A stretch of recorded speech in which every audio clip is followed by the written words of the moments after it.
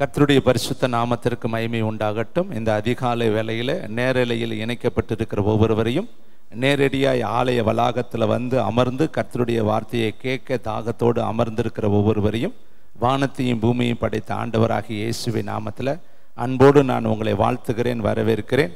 அற்புத இயேசு ஊழியத்தின் சார்பாக உங்கள் ஒவ்வொருவருக்கும் நான் வாழ்த்துதலை பதிவு செய்து கொள்கிறேன். இந்த காலை தியானத்திற்கென்று தேவனுடைய ஆவியானவரால் திருவிழம் பற்றி நடத்தி உங்களோடு பகிர்ந்து கொள்ளும்படி கொடுத்த வார்த்தை யாக்கோப்பு எழுதின நிருபம் 315வது பக்கம், புதிய ஏற்பாடு. யாக்கோப்பு எழுதின நிருபம் 4ஆம் அதிகாரம் 10வது வார்த்தையை நம்ம ஜெபத்தோடு வாசிக்கலாம். கர்த்தருக்கு முன்பாக தாழ்மைப்படுங்கள், அப்பொழுது அவர் உங்களை உயர்த்துவார். உள்ளத்தின் ஆழத்தில் சொல்லுவோம், கர்த்தருக்கு முன்பாக தாழ்மைப்படுங்கள், அப்பொழுது அவர் உங்களை உயர்த்துவார். ஒரு மனிதனுடைய உயர்வு எப்பொழுது என்று இங்கு வேதம் அழகாய் சொல்லுகிறது. கர்த்தருக்கு முன்பாக எந்த ஒரு மனிதன் தன்னை தாழ்த்துகிறானோ, பரலோகத்திற்கு முன்பாக எந்த ஒரு மனிதன் தன்னை ஒன்றுமில்லை என்று சொல்லி தாழ்த்துகிறானோ, அவனை பரலோக தேவன், உன்னத தேவன், ஜீவனுள்ள தேவன், உயிருள்ள தேவன், உலாவுகிற தேவன், உயிர்ப்பிக்கிற தேவன், உங்களுக்கும் எனக்கும் ஜீவன் கொடுத்த தேவன் அவர்களை உயர்த்துவார் என்று சொல்லி யாக்கோப்பு அழகாய் இந்த காலவெளியில் எழுதி வைத்த வார்த்தையை நாம் தியானிக்கிறோம். இந்த வார்த்தை யாருக்கு எழுதப்பட்டது என்று 1ஆம் அதிகாரத்தில் 1வது வசனத்தை நீங்கள் வாசித்தால் அது ஒருவேளை யாருக்கோ எழுதப்பட்டது என்று நீங்கள் நினைக்கக்கூடாது. எல்லா கோத்திரத்தாருக்கும் அது எழுதப்பட்ட வார்த்தை. யாக்கோப்பு எழுதின நிருபம் 1ஆம் அதிகாரம் 1ஆம் வசனம், தேவனுக்கும் கர்த்தராகிய இயேசு கிறிஸ்துக்கும் ஊழியக்காரனாய் இருக்கிற யாக்கோப்பு சிதறி இருக்கிற 12 கோத்திரத்துக்கும் வாழ்த்துதல் சொல்லி எழுதுகிறதாவது. அப்ப இந்த வார்த்தை 12 விதமான கோத்திரத்து ஜனங்களுக்கும் எழுதப்பட்டிருக்கிற தேவனுடைய வார்த்தை. அப்ப அந்த கோத்திரத்துல நீங்களும் நானும் ஒருவராக இருக்கிறோம். நீ எந்த கோத்திரத்தில் இருந்தாலும் சரி, ரூபன் கோத்திரமோ, காத்து கோத்திரமோ, செப்லோன் கோத்திரமோ, நப்தலி கோத்திரமோ, லேவி கோத்திரமோ, ஆசேர் கோத்திரமோ, இன்னும் செப்லோன் கோத்திரமோ, யோசேப்பு கோத்திரமோ, எந்த கோத்திரத்தில் எந்த ஒரு இடத்துல நீ இருந்தாலும் சரி, உனக்கு தான் கர்த்தர் இந்த காலை வேளையில திட்டமாக தெளிவாக பேசுகிறார். ஒவ்வொரு மனிதனும் தேவனுக்கு முன்பாய் தாழ்த்த தாழ்த்த தாழ்த்த தேவன் அந்த மனிதனை உயர்த்துகிறார் என்று வேதத்தில் பல இடங்களில் பல வசனங்கள் எழுதப்பட்டிருக்கிறதை உங்களுக்கு நான் நினைப்பூட்ட விரும்புகிறேன். அதே அதிகாரத்தில் நீங்கள் 6வது வசனத்தை பாருங்களே, அவர் அதிகமான கிருபை அளிக்கிறாரே, ஆதலால் தேவன் பெருமையுள்ளவர்களுக்கு எதிர்த்து நிற்கிறார். யாக்கோப்பு 4ஆம் அதிகாரம் 6வது வசனம், அவர் அதிகமான கிருபை அளிக்கிறாரே, ஆதலால் தேவன் பெருமையுள்ளவர்களுக்கு எதிர்த்து நிற்கிறார், தாழ்மையுள்ளவர்களுக்கோ கிருபை அளிக்கிறார் என்று சொல்லி இருக்கிறது. பெருமை உள்ளவர்களுக்கு தேவன் எதிர்த்து நிற்கிறாரா, தாழ்மை உள்ளவர்களுக்கோ என்ன கொடுக்கிறார்னு வேதம் சொல்லுது, கிருபை அளிக்கிறாரே என்று சொல்லி இருக்கிறதே. அப்ப கிருபையை பெற்றுக்கொள்ள நம்ம என்ன பண்ணணும்?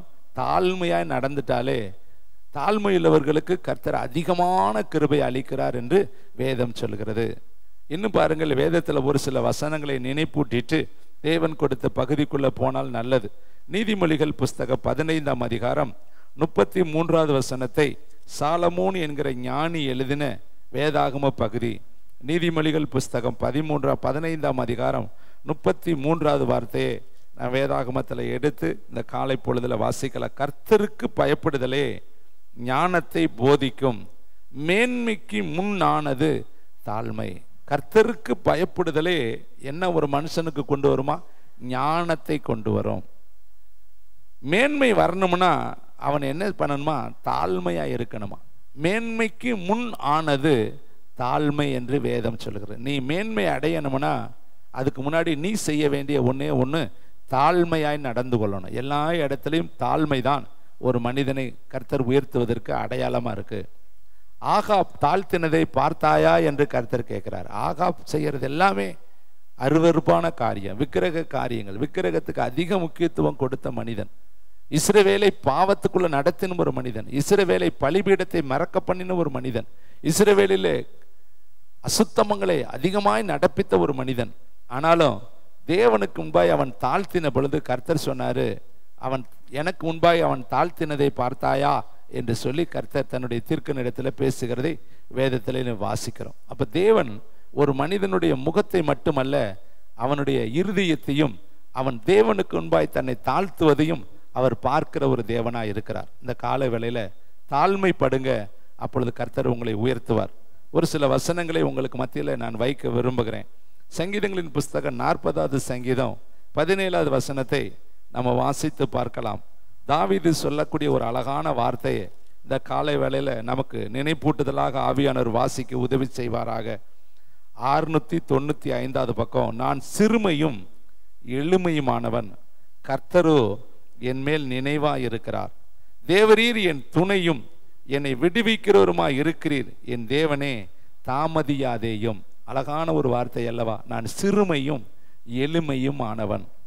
அதனால் கர்த்தர் என்ன செய்யறாரா? என் மேல நினைப்பா இருக்கிறாரு, நினைவா இருக்கிறாரு, என்னையே நினைத்து கொண்டு இருக்கிறாரு.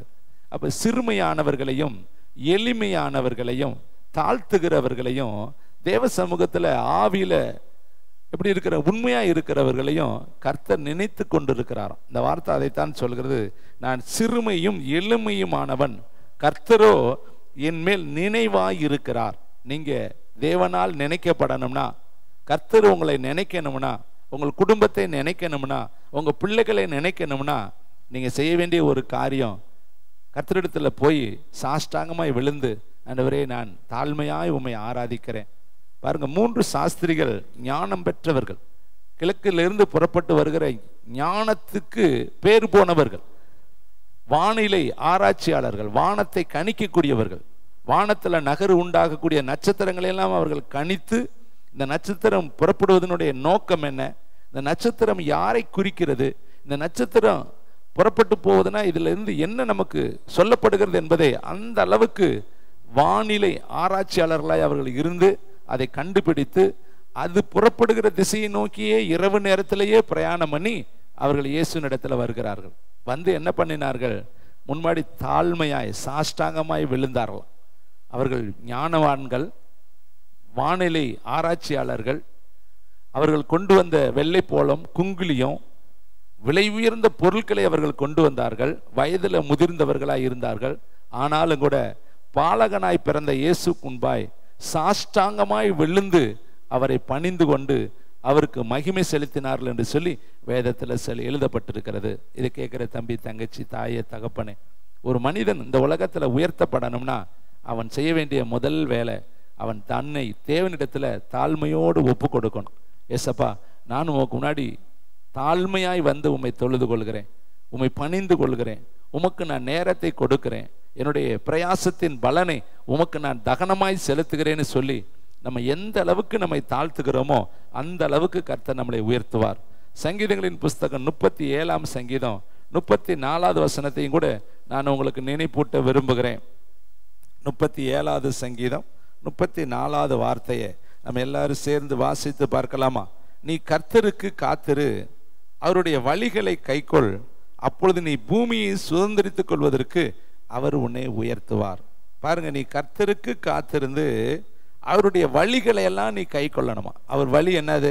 தாழ்மையுள்ளவர்களுக்கோ கிருபை அளிக்கிறார், அதுதான் வழி. அப்ப நீ அவருடைய வழியை கை கொள்ளணும். தேவனிடத்துல வந்து நம்ம அசால்ட்டா உட்கார்ந்து இருப்பது, ஏனதானா என்று உட்கார்ந்து இருப்பது, பெருமையோடு நம்ம அமர்ந்திருப்பது ஒரு நாளும் கூடாது. தேவனுடைய பிள்ளைகளை, தேவனுடைய கண்கள் 7 கண்கள் நம்மை நோக்கி பார்க்கிறது. பாருங்க, வேதம் சொல்லுது, நேப்காத்நேசர் தன்னை உயர்த்தினான், ஏரோது தன்னை உயர்த்தினான். நேப்காத்நேசர் என்ன சொன்னார்? நான் கட்டின மகா பெரிய பாபிலோன், என்னுடைய நாம மகிமைக்காக, என்னுடைய ராஜ்யத்தினுடைய விஸ்தாரத்திற்காக நான் கட்டினது மகா பெரிய பாபிலோன் என்று சொல்லி அவன் வாயில வார்த்தை வந்த உடனே கர்த்தர் அவனை அடித்து மாடுகளோடு மாடாக, புல்லு மேயும்படியாக, நகம் வளரும்படியாக அவனை அடித்தார் என்று சொல்லி வேதம் சொல்கிறது. நீங்க ஏரோதை குறித்து வேதத்தில் வாசித்து பாருங்கள். அவன் தேவனுக்கு மகிமையை செலுத்தாதபடியினால், அவன் தன்னைத்தான் தேவன் என்று காண்பிக்கும்படியாக அவனுடைய மனது இதமிடப்பட்டு பெருமை கொள்ள ஆரம்பித்ததனால் அங்க இருக்கிறவங்க எல்லாம் சொன்னாங்க, இது தேவ சத்தம், மனுஷ சத்தம் அல்ல, தேவ சத்தம், தேவ சத்தம், தேவ சத்தம்னு சொல்லும் பொழுது அவன் தேவனுக்கு மகிமை செலுத்தாதபடியினால் அங்கே கர்த்தர் அவனை அடித்தார், அவன் புழு புழுத்து செத்தான் என்று சொல்லி வேதம் சொல்கிறது. பார்த்தீங்களா? மகிமை செலுத்த வேண்டிய நேரத்தில் தேவனுக்கு நம்ம மகிமை செலுத்தணும்.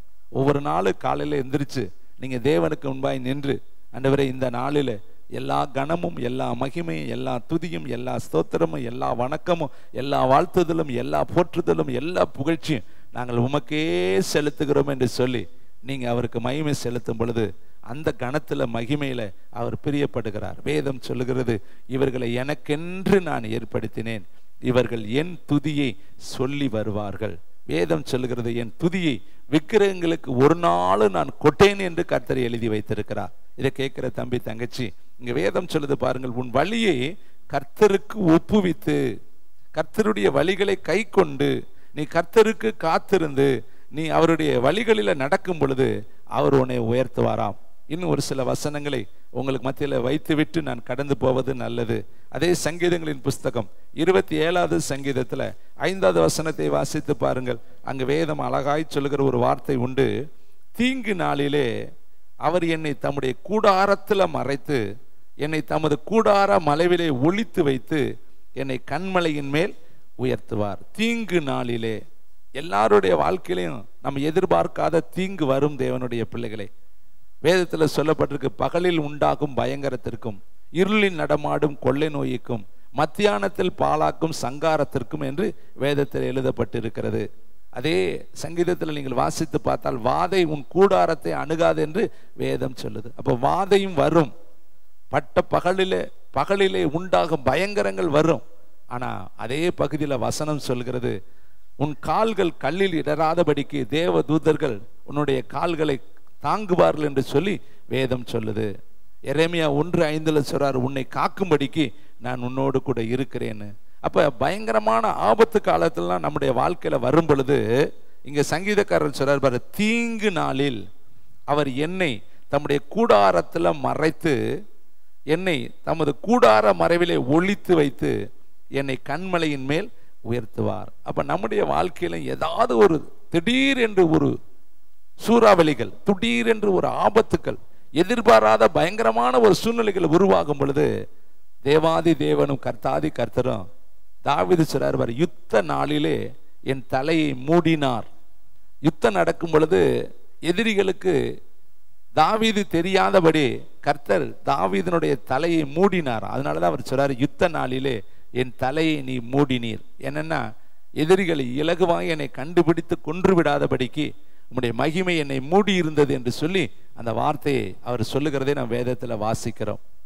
உன் பக்கத்தில் 1000 பேரும் உன் வலது பக்கத்தில் 10,000 பேரும் விழுந்தாலும் அதை உன்னை அணுகாது, உன் கண்களால் மாத்திர நீ அதை பார்ப்பாய் என்று சொல்லி வேதம் சொல்லுது. அப்ப இங்க பாருங்களேன், அழகா சொல்றாரு, தீங்கு நாள் வரும் பொழுது கர்த்தர் என்ன பண்ணுவாரா, கூடாரத்தின் மறைவிலையும் கண்மலையிலையும் மறைத்து ஒளித்து வைத்து உயர்த்துவார் என்று வேதம் சொல்லுகிறது. அதே நீதிமொழிகள் புஸ்தகம் 29ஆம் அதிகாரம் 25வது வசனத்தையும் நம்ம வாசிப்பது நல்லது. அது மகிமையானது, அது நம்முடைய இருதயத்துக்கு இதமான ஒரு வார்த்தை. தேவனுடைய பிள்ளைகளே, நீதிமொழிகள் 29, 25வது வசனத்தை நான் வாசிக்கிறேன். மனுஷனுக்கு பயப்படும் பயம் கண்ணியை வருவிக்கும், கர்த்தரை நம்புகிறவனோ உயர்ந்த அடைக்கலத்துல வைக்கப்படுவான். மனுஷனுக்கு பயந்து, அதிகாரிகளுக்கு பயந்து, அல்லது உங்களுக்கு யாராவது ஒருவர் பார்த்து மனிதனுக்கு பயப்படக்கூடிய எண்ணம் வந்துச்சுன்னா அது உங்களுக்கு கண்ணியை தான் உருவாக்கும் தேவனுடைய பிள்ளைகளை. ஆனா கர்த்தருக்கு பயந்தீங்கன்னா வேதம் சொல்லுது பாருங்க, கர்த்தர் நம்புகிறவனோ உயர்ந்த அடைக்கலத்துல கர்த்தர் கொண்டு போய் வைப்பாராம். இந்த வேதத்துல ஒரு 4 நபர்களை இந்த காலை தியானத்துல உங்கள் மத்தியில நான் வைக்க விரும்புகிறேன். யாரையெல்லாம் கர்த்தர் தாழ்மையுள்ளவர்களை உயர்த்தினார் என்பதையும், தாழ்மையோடு இருந்த யாரெல்லாம் வேதத்துல மகிமையாய் உயர்த்தப்பட்டார்கள் என்பதையும் இந்த காலை வேளையில உங்களுக்கு நினைவுபடுத்தி உங்களுடைய வாழ்க்கையும் இப்படியாய் அமையட்டும் என்று சொல்லி நான் வாழ்த்தி உங்களை ஆசீர்வதித்து அனுப்ப விரும்புகிறேன். முதலாவது நான் உங்கள் மத்தியில் பதிவு செய்ய விரும்ப போகிறவர் அன்பு இரட்சகராம் இயேசு கிறிஸ்து. பிலிப்பியருக்கு எழுதின நிருபம் 2ஆம் அதிகாரம் நீங்கள் 5ஆம் வசனத்திலிருந்து வாசித்து பார்த்தால், ஏசப்பா சகலத்தையும் படைத்தவர், சர்வ வல்லமையுள்ளவர், எங்கும் வியாபித்திருக்கிறவர். அவர் சொன்னால் ஆகும், அவர் கட்டளையிட்டால் நிற்கும். அவரை அன்றி இந்த பூமியில ஒரு அணுவும் அசையாது. அவர் பிதாவின் இடத்துல அவ்வளவு அதிகாரம் பெற்ற ஒருத்தராய் இருந்தார். அவர் பாவத்தை மன்னிக்கக்கூடிய அதிகாரம் பெற்றவர், மரித்தோர்களை எழுப்பக்கூடிய அதிகாரம் பெற்றவர். இதெல்லாம் கர்த்தராகிய இயேசு கிறிஸ்து பிதாவினிடத்துல பெற்றுக்கொண்டுதான் இந்த உலகத்தில் அவர் இறங்கி வந்தார்.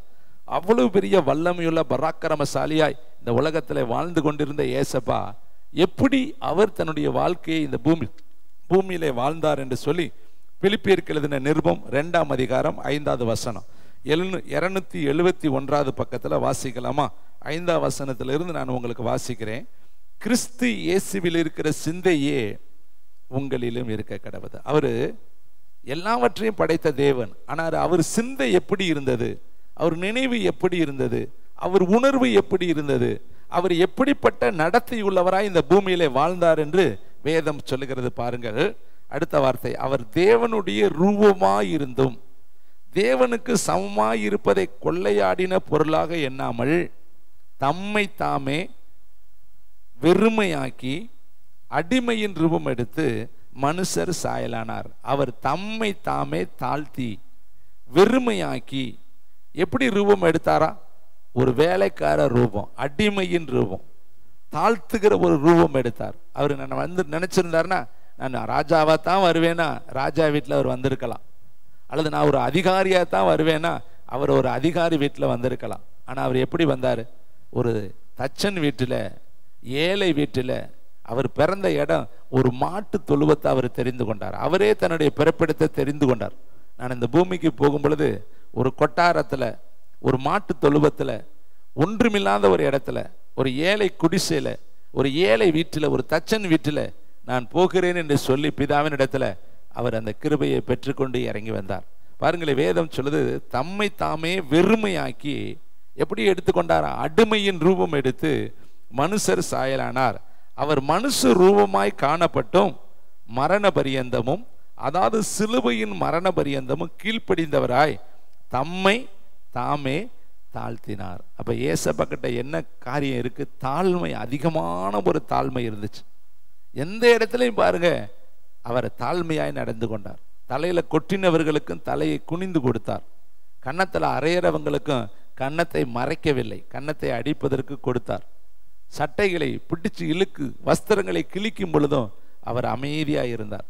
அவர் உடம்புல மிலாறுகளால் அடிக்கும் பொழுதும் அவர் தன் அதிகாரத்தை பயன்படுத்தி அவர்களை மிரட்டலை, அச்சுறுத்தலை, அல்லது தேவதூதர்களை கூப்பிடலை, அடிக்காதீங்கன்னு சொல்லலை.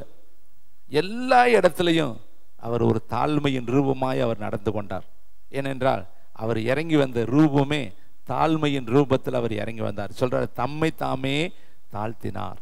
அப்ப இந்த உலகத்துல தாழ்மையோடு அவர் வாழ்ந்தார். மரியாதை இடத்துலையும் யோசேப்பிட்டையும் தாழ்மையோடு நடந்து கொண்டார். சகோதரர்களிடத்துல தாழ்மையோடு அவர் நடந்து கொண்டார். சீசர்களிடத்தில் அவர் தாழ்மையோடு நடந்து கொண்டார்.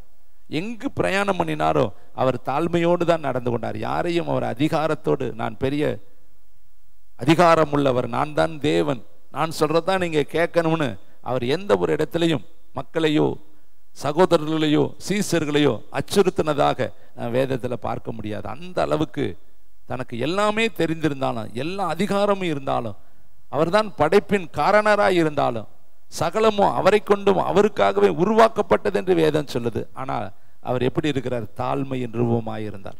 அவற்றை நம்ம கற்றுக்கொள்ள வேண்டியது தாழ்மை. தேவனுடைய பிள்ளைகளை, அவர் சகல அதிகாரம் உள்ளவர் தான், ஆனாலும் கூட தாழ்மையாயிருந்தார். சீசருடைய கால்களை அவர் கழுவினார்.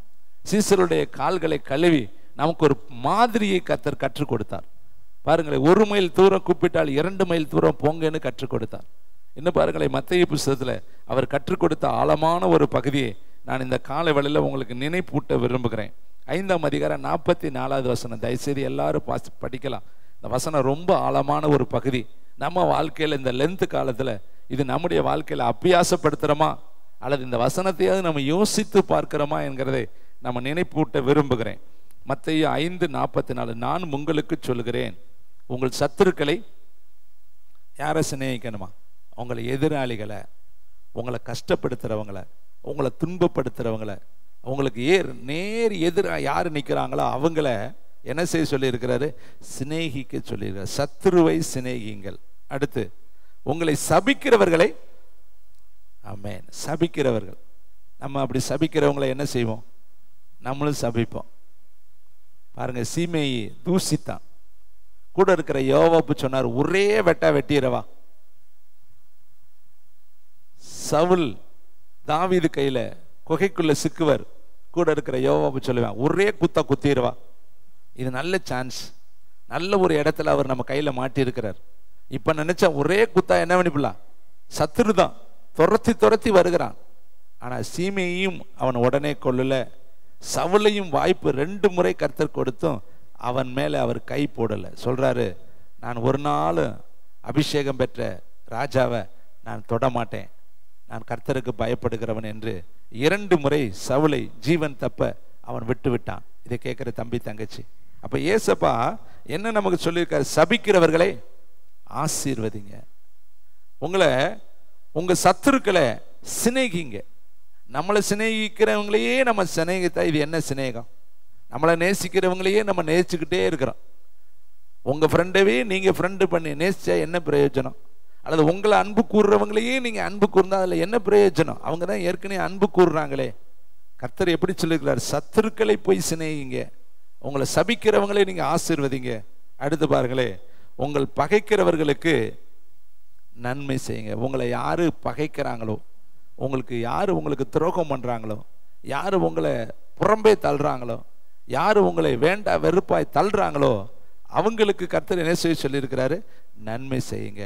உன் எதிராளியுடைய மாடோ கழுதையோ ரோட்லையோ அல்லது எங்கேயாவது அலைந்ததை பார்த்தேன்னா நீ தெரியாதுன்னு சொல்லாத, விட்டுட்டு போகாத, அதை கொண்டு போய் அவனிடத்துல ஒப்பட. இதை கேட்கிற தம்பி தங்கச்சி, அடுத்து பாருங்களேன் சொல்றாரு, உங்களை நிந்திக்கிறவர்களுக்காகவும் உங்களை துன்பப்படுத்துகிறவர்களுக்காகவும் ஜெபம் பண்ணுங்க. இதெல்லாம் நம்முடைய வாழ்க்கையில செயல்படுத்த முடியுதா? நிந்திக்கிறவர்கள், துன்பப்படுத்துகிறவர்கள், நம்ம ஜெபத்துல யாருக்கு ஜெபம் பண்றோம்? பிடிச்சவங்களுக்காக ஜெபம் பண்ணுவோம், பிடிக்காதவங்கள ஜெபத்துல சொல்லவே மாட்டோம். அவங்க பேர் வர்றப்ப சென்சார் பண்ணிட்டு போயிடுவோம். நமக்கு எதுக்குடா இவங்களுக்காக எதுக்கு ஜெபிக்கணும், இவங்க தான் நமக்கு பிடிக்காதவங்களே, விரோதியே, கசப்பானவர்களே, நம்மளுக்கு ஆகாதவர்களே, ஒத்து போகாதவர்களேன்னு அவங்க பேரை சொல்லி அவங்களுக்காக நம்ம ஜெபிக்க மாட்டேங்கிறோம். ஆனா இங்க ஏசப்பா எப்படி மாடல் காண்பிக்கிறார், உங்களை துன்பப்படுத்துறவங்க. கடந்த முறை ஒரு அருமையான செய்தியை நான் கேட்டேன். ஒரு தேவனுடைய ஊழியக்காரர் தன்னுடைய மகனை பேங்க் வேலைக்கு கூட்டிட்டு போறாரு. நிறைய கிராஜுவேட் படிச்சுட்டாரு. பேங்க் வேலையில போய் நல்ல ரெக்கமெண்டேஷன் பண்ணி சேர்க்க சொல்றாரு. ஒரு நல்ல பதவி கொடுங்க, இவர் கொஞ்ச நாள் வேலை பார்க்கட்டும். அங்க இருக்கிற அந்த மேலாளர், உங்க பையனை எடுத்துக்கிறோம், ஆனா சின்ன ஒரு டெஸ்ட் வைப்போம், அந்த டெஸ்ட்ல மட்டும் அவர் பாஸ் பண்ணிட்டா உடனே போஸ்ட் கொடுத்துட்றோம். அந்த சின்ன டெஸ்ட் என்னன்னா 6 டிஜிட்டல் நம்பர், மேல 6, அப்படியே 6 வருஷ 6 டிஜிட்டல் நம்பரை கூட்டிட்டு வரணும், அவ்வளவுதான். சிம்பிளான கணக்கு. ஒரு 7, 8வது படிக்கிற பையன் கூட அழகாய் கூட்டிடுவேன். 6 டிஜிட்டல் நம்பரை 6 வரிசையில கூட்டிட்டு வரணும். மேக்ஸ் எடுத்துட்டு சொன்னாலே கூட்டிடுவாங்க. ஆனா அவர் முதல் முறை போய் கூட்டிட்டு வந்தாரு. அந்த மேனேஜர் வாங்கி பார்த்துட்டு சொன்னாரு, தம்பி தப்பா கூட்டிட்டு வந்திருக்கேப்பா, கூட்டல் கணக்கு தானே போட்டிருக்கிறேன், இன்னொரு 10 நிமிடம் உனக்கு தர்ற போய் நல்லா கூட்டிட்டு வந்தாரு. திரும்ப அந்த ஊழியக்காரர் போனாரு, ஊழியக்காரருடைய மகன் திரும்பவும் கூட்டிட்டு வந்தாரு. திரும்பவும் வாங்கி பார்த்துட்டு சொன்னாரு, இப்பயும் நீ தப்பா கூட்டிட்டு வந்திருக்கிறிய, நீ கூட்டிட்டு வந்த அந்த கூட்டல் தப்பு, தவறுனாரு. 3வது முறையும் 10 நிமிடம் டைம் கொடுத்தாரு. 3வது முறையும் அவர் போனாரு, கூட்டினாரு. இதுதான் சரியான விடை என்று கொண்டு வந்தாரு. அந்த மேனேஜர் வாங்கி பார்த்துட்டு சொன்னாரு, இந்த 3வது முறையும் நீ தப்பாவே கூட்டிட்டு வந்திருக்க தம்பி, உனக்கு அடிப்படை கூட்டலே தெரியல, அதனால உனக்கு எங்களுடைய வங்கியில வேலை இல்லை, தயவுசெய்து நீ போயிருன்னு அனுப்புனாரு. இந்த செய்தியை கொண்டுட்டு மகன் அப்பா கிட்ட வர்றாரு. வந்து அப்பா கிட்ட சொன்னார், அப்பா 3 முறை அந்த கூட்டல் கணக்கு கொடுத்தாங்க, சிம்பிள் கணக்கு தான், 7வது 8வது படிக்கிற பிள்ளை கூட செஞ்சிருவாங்க, நான் டிகிரி முடிச்சிருக்கிறேன், ஆனால் எனக்கு ஏன் தெரியல, என்னால் கூட்ட முடியல, நான் என்ன செஞ்சாலும் தவறுதலாக போயிடுது. அப்பா கூப்பிட்டாரு, ரூமில் பாய் போடுனாரு. உள்ளே போனாங்க, முழங்கால் போட்டார். அப்பா மனதார ஸ்தோத்திரம் பண்ணார். ஆண்டவரே, என் மகன் முதல் முறை கூட்டி தவறானதுக்கு ஸ்தோத்திரம் ஸ்தோத்திரம் ஸ்தோத்திரம், 2வது முறை கூட்டி தவறானதுக்கு ஸ்தோத்திரம், 3வது முறையும் கூட்டி தவறானதுக்கு ஸ்தோத்திரம், அவனுக்கு வேலை கொடுக்காம அனுப்பி வச்சதுக்காக உமக்கு கோடி நன்றி. இந்த மகன் நினைச்சாரு, அப்பா இப்படி போய் ஸ்தோத்திரம் பண்றாரு, நான் தோல்வி அடைஞ்சிட்டேன், அசிங்கப்பட்டுட்டேன், அவமானப்பட்டுட்டேன், நிந்திக்கப்பட்டுட்டேன், ஒரு அடிப்படை கணக்கு எனக்கு தெரியலன்னு சொல்லி என்னை அனுப்பி வச்சுட்டாங்களே, இப்போ போய் இது நன்றி சொல்கிறாரேன்னு. ஆனால் பின் நாட்களில் அவர் தான் தமிழ்நாட்டில் மிகப்பெரிய ஒரு தேவனுடைய ஊழியக்காரராய் கர்த்தர் கொண்டு வந்தார். கைத்தட்டி கர்த்தருக்கு நன்றி சொல்லுங்கள். உங்களுக்கு கிடைக்கலையா, ஸ்தோத்திரம் பண்ணுங்க. அசிங்கப்படுத்துகிறாங்களா, ஸ்தோத்திரம் பண்ணுங்க. அவமானப்படுத்துகிறாங்களா, ஸ்தோத்திரம் பண்ணுங்க. இங்கே வேதம் சொல்லுது பாரு, நிந்திக்கிறவர்களுக்காகவும் துன்பப்படுத்துகிறவர்களுக்காகவும் என்ன பண்ணணுமா, ஜபந்தான் பண்ணணும். வேற என்ன பண்ணக்கூடாது. அவங்கள போய் நம்ம திட்டக்கூடாது, அவங்கள போய் நம்ம குறை சொல்லக்கூடாது, அவங்கள பற்றி நம்ம முறையிடக்கூடாது. தேவன் எல்லாவற்றையும் பார்த்து கொண்டு இருக்கிற வல்லமையுள்ள பராக்கிரமசாலியாக இருக்கிறார். அப்போ ஏசப்பா அவர் ஒரு வார்த்தை சொல்லி கூப்பிட்டு இருந்தாருன்னா லட்சக்கணக்கான தூதர்களை இறங்கியிருப்பாங்க. ஏரோது என்னை அடிக்கிறானே, யூதர்கள் என்னை காட்டி கொடுக்குறாங்களே, கன்னத்தில் அடிக்கிறாங்களே, எனக்கு உதவி செய்யுங்கன்னு சொல்லியிருந்தா எத்தனையோ ஏஞ்சல்ஸ்கள் அங்கே இறங்கியிருப்பாங்க. கேப்ரியல், மிகாவேல்கள், ஜீவன்கள், பரலோக படையை அங்கே இறங்கியிருக்கான். ஆனால் கர்த்தர் இப்படி நடக்கணும்னு தேவை திட்டம். அதனால தான் அவர் ஒப்பு கொடுத்தார். உம்முடைய சித்தம் என் வாழ்க்கையில் நடக்கட்டும், இந்த பாத்திரத்தை எடுத்து போடும், ஆகிலும் என் சித்தப்படி அல்ல உம்முடைய சித்தப்படியே ஆகட்டும். காரி துப்பினார்கள், தாவீதையும் அசிங்கப்படுத்தினார்கள். ஆனால் தாவீது விட்டுட்டார், வேணாம், அவனை ஒன்றும் செய்யாத. இந்த வேதனையை, இந்த துன்பத்தை, இந்த துக்கத்தை, இந்த அசிங்கத்தை பரலோகம் பார்த்துட்டு எனக்கு நன்மை உண்டாக நினைக்கட்டும் என்று சொல்லி அவர் விட்டு கொடுத்தார். இதை கேட்குற தம்பி தங்கச்சி, இந்த கால வேளையில் யார் உங்களை துன்பப்படுத்தினாலும் நீங்கள் ஜெபம் பண்ணுங்க. அதுதான் தாழ்மையினுடைய அடையாளம். பாருங்களே, ஏசப்பா அவ்வளவு தாழ்மை இந்த உலகத்தில் நடந்து கொண்டார். அதனால பிதா என்ன செஞ்சார் அதை நான் உங்களுக்கு காண்பிக்கணும் இல்லையா? அதே பிலிப்பியர் புஸ்தகம் 4ஆம் அதிகாரம் 11ஆம் வசனம் வாசித்து பாருங்க. பிதாவாகிய தேவனுக்கு மகிமையாக இயேசு கிறிஸ்து கர்த்தர் என்று நாவுகள் யாவும் அறிக்கை பண்ணும்படிக்கு எல்லா நாமத்திற்கும் மேலான நாமத்தை அவருக்கு தந்தளினார். கைத்தட்டி கர்த்தருக்கு ஒரு நன்றி சொன்ன. எல்லா நாமத்திற்கு, உலகத்தில் இருக்கிற எல்லா நாமத்துக்கும் மேலான ஒரு நாமம் இயேசு கிறிஸ்துவின் நாமம். இந்த நாமத்துக்கு ஈக்குவலான நாமமே கிடையாது. பிசாசுகள் நடுங்கும் நாமம், பாவங்கள் அழிக்கப்படும் நாமம், பரலோகம் திறக்கப்படுகிற நாமம், சகல வியாதிகளும் அழிக்கப்படுகிற நாமம். இந்த உலகத்தில் இயேசு என்கிற நாமத்துக்கு முன்னாடி எல்லா முழங்கால்களும் முட்டங்கமா. அப்படிப்பட்ட எல்லா நாமத்திற்கு மேலான நாமம். 10வது வசனத்தை பாருங்க. இயேசுவின் நாமத்தில் வானோர் பூதலத்தோர் பூமியின் கீழானவருடைய முழங்கால் யாவும் முடங்கும்படிக்கு. அப்ப இந்த உலகத்துல இருக்கிற அத்தனை மனிதர்களுடைய முழங்கால்களும் முடங்கும்படிக்கு மேலான ஒரு நாமத்தை பிதாவாகிய தேவன் இயேசுவுக்கு கொடுத்தார். ஆனா அந்த இயேசு எப்படி நடந்து கொண்டாரு? தாழ்மையின் ரூபமாய் நடந்து கொண்டார். எந்த ஒரு இடத்துலையும் அவரு தன்னுடைய அதிகாரத்தை பயன்படுத்தலை, தன்னுடைய எனக்கு எல்லாம் தெரியும்னு அவர் சொல்லலை, தாழ்மையோடு அவர் நடந்து கொண்டார். இதை கேட்குற தம்பி தங்கச்சி, இந்த கால வேளையில் நமக்கும் கர்த்தர் தாழ்மையை எதிர்பார்க்கிறார். தாழ்மைப்படுங்க, அப்பொழுது கர்த்தர் உங்களை உயர்த்துவார். ஒரு 3 மனிதனை இந்த காலை வேளையில் நினைப்பூட்ட விரும்புகிறேன். பாருங்க, ஆதியாகமம் 41:41 எல்லாருக்கும் தெரிந்த பகுதி தான். பல முறை நான் அதை பகுதியை நான் உங்களோடு பகிர்ந்து கொண்டிருக்கிறேன். இருந்தாலும் இந்த காலை வேளையில் தேவ ஆவியானவர் அதை நினைப்பூட்டுகிறபடியினால் உங்களோடு நான் பகிர்ந்து கொள்ள விரும்புகிறேன். 41:41 பின்னும் பார்வோன் யோசேப்பை நோக்கி, பார், எகிப்து தேசம் முழுமைக்கும் உன்னை அதிகாரி ஆக்கினேன் என்று சொல்லி பார்வோன் தன் கையில் போட்டிருந்த தன் முத்திரை மோதிரத்தை கலற்றி அதை யோசேப்பின் கையிலே போட்டு மெல்லிய வஸ்திரங்களை அவனுக்கு உடுத்தி பொன் சரப்பணியை அவன் கழுத்திலே தரித்து தன்னுடைய 2ஆம் ரதத்தில் அவனை ஏற்றி தண்டனிட்டு பணியுங்கள் என்று அவனுக்கு முன்பாய் கூறுவித்து எகிப்து தேசம் முழுமைக்கும் அவனை அதிகாரி ஆக்கினான் என்று நம்ம தியானிக்கிற பகுதி. கர்த்தருக்கு முன்பாக தாழ்மைப்படுங்கள், அப்பொழுது அவர் உங்களை உயர்த்துவார். இப்ப இந்த யோசேப்பு பாருங்க, கர்த்தரை எப்படி உயர்த்திட்டார் பார். எகிப்து தேசம் அத்தனைக்கும் அவனை எப்படி உயர்த்திட்டாரா? அதிகாரியாக உயர்த்திட்டார். ரொம்ப கிரேட். ஒரு வேர்டு என்னன்னா, அவனுக்கு முன்னாடி எல்லா மக்களும், மன்னனை தவிர அந்த தேசத்தில் இருக்கிற அத்தனை மந்திரிகளும், மந்திரிகளுடைய மனைவி பிள்ளைகளும், அங்க இருக்கக்கூடிய சகல மக்களும் அவனுக்கு முன்னாடி தண்டனிட்டு, அப்படின்னா தரைகுப்புற விழுந்து அவனை என்ன செய்யணுமா?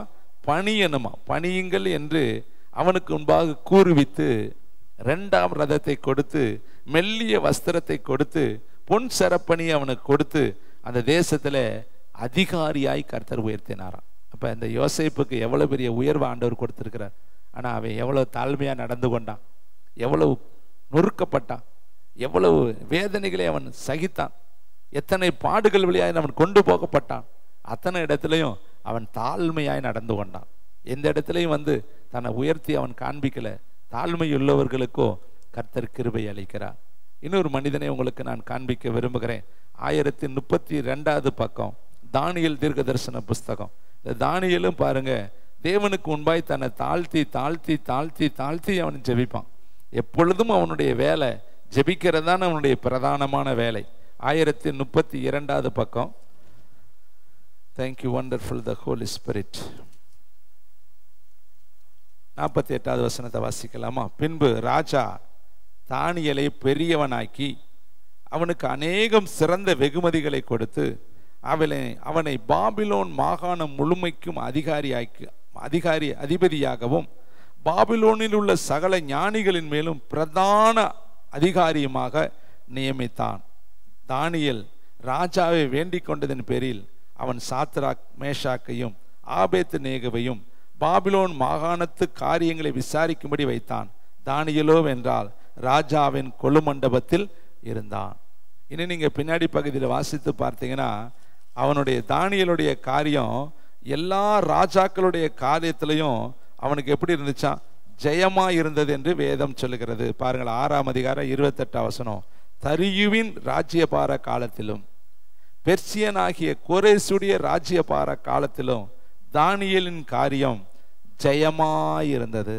அப்ப தரியு ஆண்டாலும் கோரேஸ் ஆண்டாலும் நேப்காத் நேசர் ஆண்டாலும் தானியேலுக்கு கர்த்தர் என்ன கொடுத்தாரு? ஜெயம் கொடுத்தார். ஆனா எந்த தேசம்? பாபிலோன் தேசம், பேய்களுடைய தேசம், அது அந்நிய தேசம். வேற தேசத்துல கர்த்தர் உயர்த்தி அதிபதியாக அதிகாரியாக உயர்ந்த ஒரு இடத்துல தானியேலை கர்த்தர் வைத்தாராம். இதுக்கு காரணம் என்ன தெரியுமா? கர்த்தருக்கு முன்பாய் தானியேல் தன்னை தாழ்த்தினான். 3 வேளையும் அவன் பலகணிகள் திறந்திருக்க தேவனுக்கு முன்பாய் முழங்கால் படியிட்டு அவன் ஜெபிக்கிறான். போய் தினந்த ஒரு ஜெபம் பண்றான். இதை கேட்கிற தம்பி தங்கச்சி, எந்த ஒரு எதிர்பார்ப்பும் இல்லாம நீ ஜெபம் பண்ண, எந்த ஒரு எதிர்பார்ப்பும் எதிர்பார்க்காம வேதத்தை வாசி, எந்த ஒரு எதிர்பார்ப்பும் இல்லாமல் தேவனுக்கு முன்பாய் உன்னை தாழ்த்து. நிச்சயமாய் கர்த்தர் உன்னை ஒரு நாள் உயர்த்துவார். ஏன்னா தாழ்மையுள்ளவர்களுக்கு அவர் கிருபை அளிக்கிறார். உனக்கு ஒவ்வொன்றும் அவர் தான் தர்றார். உன் சுவாச உறுப்புகள் செயல்படுவது அவருடைய கிருபை. உன் கண்ணு பார்க்குதுன்னா அது அவருடைய கிருபை. உன்னுடைய மூளை செயல்படுதுன்னா அது அவருடைய கிருபை. உன்னுடைய கிட்னி செயல்படுதுன்னா அது உன்னுடைய கிருபை. உன்னுடைய ஒவ்வொரு லிவரும் உள்ள இருக்கக்கூடிய ஒவ்வொரு பகுதியும் அதன் வேலையை செய்யுதுன்னா அது தேவனுடைய சுத்த கிருபை. தேவனுடைய பிள்ளைகளை, இந்த உலகத்துல எத்தனை விபத்துக்களை நம்ம பார்க்கிறோம், எத்தனை பேராபத்துக்களை நம்ம பார்க்கிறோம். இந்த உலகத்துல எத்தனையோ பேர் ஹோமோவில் இருக்காங்க, சுயநினைவு இல்லாமல் இருக்கிறாங்க, ஐசி வார்டில் இருக்காங்க, பல மாதங்களா இருக்காங்க, பல வருடங்களா இருக்கிறாங்க. ஒரு நாளைக்கு 2 லட்சம் 3 லட்சம் செலவு செய்து அவங்க உயிரை காப்பாத்திக்கிட்டு இருக்காங்க. குடும்பத்தார்கள் அவங்களுக்கு உண்டான எல்லாவற்றையும் செலவு செய்து கொண்டு இருக்கிறாங்க. ஆனா நமக்கு எந்த ஒரு செலவுமே இல்லாம கர்த்தர் அழகாய் நம்மளை அமர பண்ணி இருக்கிறார், சுவாசிக்க வைத்திருக்கிறார். எந்த ஒரு பழுதும் நம்முடைய உடம்புல ஆவியில ஆத்மாவில் இல்லாதபடி நம்மளை சுகபத்திரமாய் கர்த்தர் பாதுகாத்திருக்கிறார். அந்த தேவனுக்கு முன்பாய் நம்மை தாழ்த்தணும். தேவனுடைய பிள்ளைகளை இன்னும் தாழ்த்தினா இன்னும் கர்த்தர் உயர்த்துவார். நீடித்த நாட்களால் உன்னை திருப்தியாக்கி ரட்சிப்பை உனக்கு காண்பிப்பார். முதிர் வயதிலும் பலன் குறையாமலும் உன்னை கர்த்தர் பாதுகாப்பார். 120 வயது வரையும் மோசேக்கு பலன் குறையவில்லை என்று வேதம் சொல்கிறது. கடைசியாக ஒரு மனிதனை உங்களுக்கு காண்பித்து நான் இந்த தியானத்தை முடிக்க விரும்புகிறேன். யாத்திரையாகமம் 10ஆம் அதிகாரம் 10ஆம் வசனம், 7ஆம் அதிகாரம் 1ஆம் வசனம். யாத்திரையாகமம் 4:10, 7:1 வாசித்து பார்த்து கர்த்தருடைய நாமத்தை மகிமைப்படுத்துவோம். யாத்திரையாகமம் 4ஆம் அதிகாரம் 10வது வசனத்தை வாசிக்கலாமா? கர்த்தருக்கு மகிமையாக. அப்பொழுது மோசே கர்த்தரை நோக்கி, ஆண்டவரே, இதற்கு முன்னாவது தேவரீர் உமது அடியானோடு பேசினதற்கு பின்னாவது நான் வாக்கு வல்லவன் அல்ல, நான் திக்குவாயும் மந்த நாவும் உள்ளவன் என்றார். போதும், கர்த்தருடைய பரிசுத்த நாமத்திற்கு மகிமை உண்டாகட்டும். வேதம் சொல்லுது, எகிப்தினுடைய சகல சாஸ்திரத்தையும் மோசே கற்றிருந்தார். அவன் நல்ல திரகாத்திரமான ஒரு யுத்த கலைஞன். எகிப்தில் இருக்கிற சகல சாஸ்திரமும் அவனுக்கு தெரியும். யுத்தம் பண்ண தெரியும், தந்திரமாக செயல்பட தெரியும். எகிப்தில் இருக்கிற ஒரு மன்னனுக்கு என்னென்ன ஹேபிட் குணாதிசயம் இருக்குதோ அத்தனையும் மோசே கற்றிருந்தான். ஏன்னா அவன் வாக்கு வல்லவன், திறமையுள்ளவன், யுத்த கலைஞன். எகிப்தில் எல்லாவற்றையும் அவனுக்கு கற்றுக் கொடுக்கப்பட்டிருந்துச்சு. ஆனால் இப்போ அவன் சொல்கிறான் தேவன்கிட்ட வந்து, நான் முன்னாவது சரி பின்னாவது சரி, நான் வாக்கு வல்லவன் அல்ல, நான் திக்குவாயும் மந்த நாவும் உள்ளவன்.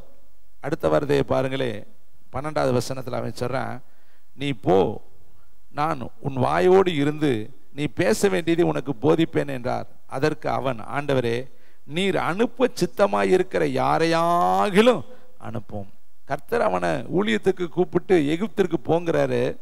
அவன் சொல்றான், நான் திக்குவாயா மாறிட்டேன், மந்த நாவா நான் மாறிட்டேன், என் புத்தி இப்போ கொஞ்சம் சரியில்லை, முன்னாடி இருந்த திறமைகள் தாளந்துகள்லாம் என்கிட்ட இல்லை, நான் இப்போ ஆடு மேய்ச்சி ஆட்டின் சுபாவம் எனக்குள்ள வந்துருச்சு.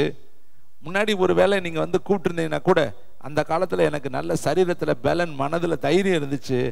இப்போ எல்லாம் போச்சு, எனக்கு திக்குவாய் வந்துருச்சு, மந்த புத்தி வந்துருச்சு, நீங்கள் அனுப்ப சித்தமாக இருக்கிற வேற யாராகிலும் அனுப்புங்க அப்படி சொல்லி தேவனிடத்தில் சாக்கு போக்கு சொல்லி தன்னை தப்புவித்து கொள்வதற்கு அவன் பிரயாசப்படுறான். ஏன்னா அவனால் முடியல, தேவனுக்கு முன்னாடி தாழ்த்திட்டான். என்னால் முடியாது, நான் திக்குவாய் உள்ளவன், நான் மந்த புத்தி உள்ளவன், நான் மறந்து போகிற சுபாவம் உள்ளவன், என் மூளை சரியாக செயல்பட மாட்டேங்குது, என் நாக்கு சரியாக செயல்பட மாட்டேங்குது, எனக்கு பேச்சு சரியாக வர மாட்டேங்குது அப்படி சொல்லி தன்னை ஒன்றுமில்லாமை உள்ள மனிதனை போல தேவனிடத்தில் காண்பிக்கிறான்.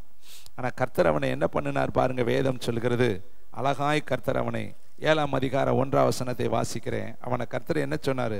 கர்த்தர் மோசேயை நோக்கி, பார், உன்னை நான் பார்வோனுக்கு தேவனாக்கினேன், உன் சகோதரனாகிய ஆரோன் உனக்கு தீர்க்கதரிசியாக இருப்பான். கர்த்தர் என்ன சொல்றார்? உன்னை பார்வோனுக்கே நான் தேவனாக மாற்ற போறேன். நீ உன்னை தாழ்த்தினபடியினால், எனக்கு பேச தெரியாது நீ சொன்னபடியினால், நான் திக்குவாயின்னு நீ சொன்னபடியினால், நான் மந்த நாவு உள்ளவன் என்று நீ சொன்னபடியினால், உன்னை தேவனுக்கு முன்பாக தாழ்த்தி நீ வேண்டிக் கொண்டபடியினால் உன்னை நான் பார்வோனுக்கே தேவனாக மாற்றுகிறேன் என்று கர்த்தருடைய வார்த்தை எழுதப்பட்டு. அப்ப தாழ்மையுள்ள பிள்ளைகளுக்கு தேவன் உயர்ந்த அடைக்கலத்தை வைக்கிறார். இன்னும் ஒரு மனிதனை நினைப்பூட்ட விரும்புகிற யோவான் ஸ்நானகன் இயேசுவை பார்த்து அவன் சொன்ன ஒரு வார்த்தை இருக்கு, அவருடைய பாத ரட்சையை தொடுவதற்கு நான் பாத்திரன் அல்ல. கர்த்தர் அவனுக்கு எப்படி சொன்னார் தெரியுமா? யோவானை பார்க்கல பெரிய தீர்க்கதரிசி ஒருவனுமே இல்லை. அவன் இறங்கினான் பாருங்க, கர்த்தர் அவனை அப்படி தூக்கிட்டார். அவன் இறங்குறான், உன்னுடைய பாதரட்சியை தொடுவதற்கு நான் பாத்திரன் கிடையாது. அவர் உன்னதத்திலிருந்து இறங்கி வந்தவர், நான் இந்த மண்ணிலிருந்து உண்டான ஒரு மனிதன். இன்னும் சொல்றான், நீர் என்னிடத்தில் வரலாமா? நான் அல்லவா உம்மிடத்துல ஞானஸ்தானம் பெறணும், நான் அல்லவா உம்மிடத்துல வந்து பெற்றுக்கொள்ளணும், நீர் போய் என்னிடத்தில் வரலாமா? அப்படி ஒவ்வொரு இடத்துலையும் யோவான் இயேசுவை உயர்த்துறான். இயேசுக்கு முன்னாடி தன்னை தாழ்த்துறான். ஆனா ஏசப்பா அவனையும் விட்டு கொடுக்கல. சொல்றாரு, இவனை விட ஒரு பெரிய தீர்க்கதரிசி இந்த உலகத்துல இல்லை. அப்படிப்பட்ட ஒரு மனுஷன் யோவான் என்று சொல்லி கர்த்தர் உயர்த்தினார். இந்த காலை வேளையில தாழ்மைப்படுங்க, கர்த்தர் உங்களை உயர்த்துவார். எல்லாரும் எளிமை நின்று பரலோகத்துக்கு நேரம் இந்த காலை வேளையில கர்த்தருக்கு முன்பாய் தாழ்மைப்படுங்கள். அப்பொழுது பூமியின் உயர்ந்த இடத்துல கர்த்தர் உங்களை உயர்த்துவார். நல்ல பிதாவே, நீர் கொடுத்த வார்த்தையை ஒன்று மாறாமல் உங்களுடைய பிள்ளைகளிடத்துல நான் இந்த காலை வேளையில பகிர்ந்து கொள்ள தேவனே எனக்கு உதவி செய்தீர். இந்த சத்தத்தை நேரலையில் கேட்கிற ஒவ்வொருவரையும் கர்த்தர் தொடுங்க. அவர்களுடைய வாழ்க்கையில உயர்ந்த அடைக்கலத்தை தாங்க. அவர்களும் உமக்கு முன்பாய் தன்னை தாழ்த்தி உயர்ந்த அடைக்கலத்தை அவர்கள் பெற்றுக்கொண்டு இந்த உலகத்துல சூரியனை போல பிரகாசிக்க, நட்சத்திரங்களை போல பிரகாசிக்க ஒவ்வொரு பிள்ளைகளுக்கும் கிருபை பாராட்டுங்க. தேவனுடைய நாமம் மகிமையா இருக்கட்டும். நீங்க மகிமைப்படுங்க. இயேசுவின் நாமத்தில் பிதாவே, ஆமென்.